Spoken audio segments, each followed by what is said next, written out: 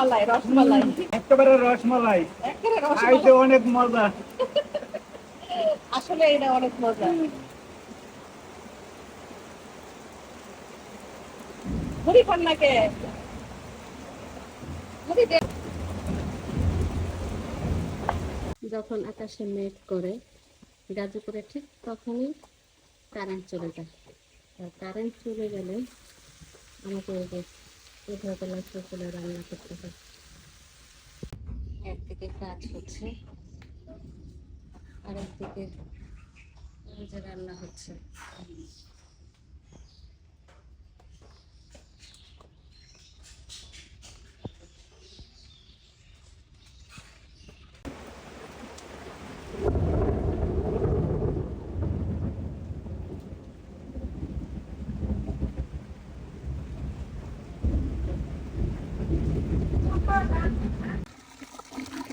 হয়েছে ফলাইলে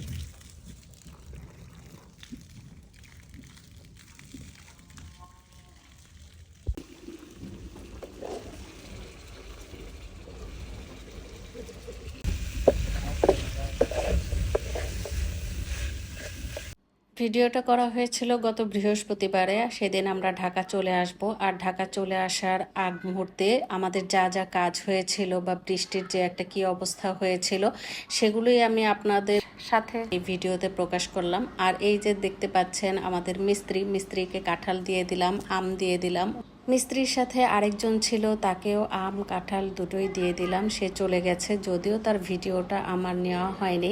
যাই হোক, এই যে সেদিন বৃষ্টি হয়েছিল, বৃষ্টির পরে গাজীপুরের যে সৌন্দর্য সেটাই আমি এখানে ভিডিওতে দেখাচ্ছিলাম। সবুজ পাতাগুলোর জন্য আরও বেশি সবুজ হয়ে যায়। আর এখানে মিস্ত্রি সব কিছু গুছিয়ে টুছিয়ে নিচ্ছিল। এই যে ওনারা কাজ করে যায়, ওনারা কাজ করে যাওয়ার পর আমার যে কত কাজ থাকে সেই কাজগুলো করব। এই যে আমি দেখাচ্ছিলাম, তারা উঠান ঢালাই করলো, দেয়ালে প্লাস্টার করলো, তারপর যখন চলে গেল এই যে দেখেন এই কাজগুলো পরিষ্কার পরিচ্ছন্ন করে আমাকে গোসল করতে হয়। গোসলের পর এরকম সিমেন্ট বালুর কাজগুলা করা সম্ভব না, তাই আমি তারা চলে যাওয়ার পর ঘর দুয়ার পরিষ্কার পরিচ্ছন্ন করে ঝাড়ু দেওয়া মোছা এগুলো আমাকেই করতে হয়। আর আমি নিজ হাতে এই কাজগুলো করি, কারণ কেমন যেন ধুলা বালি বা সিমেন্টের গুঁড়া আমার কাছে লাগলে ভালো লাগে না। এই কাজগুলো আমি নিজ হাতে করলে আমার কাছে পরিষ্কার পরিচ্ছন্ন মনে হয়। তারপর দেখেন আমি সব কিছুই আপনাদের সাথে শেয়ার করছি। এই যে বৃষ্টির পরে যে কি সুন্দর লাগছিল আমাদের এই বাগানটা, এটা যদি আমি মিস করে ফেলি আমার ভিডিওটা মনে হয় যে সম্পূর্ণ হবে না। এটা আমি প্রায় ভিডিওতে বলে থাকি। এই যে এত সুন্দর পরিবেশ, এই পরিবেশটাকে আসলে মুগ্ধ করে। সেখানে যতই কষ্ট হোক, আমি নিজ হাতে যদিও সব কাজ করি, তারপরও আমার কাছে শান্তি লাগে।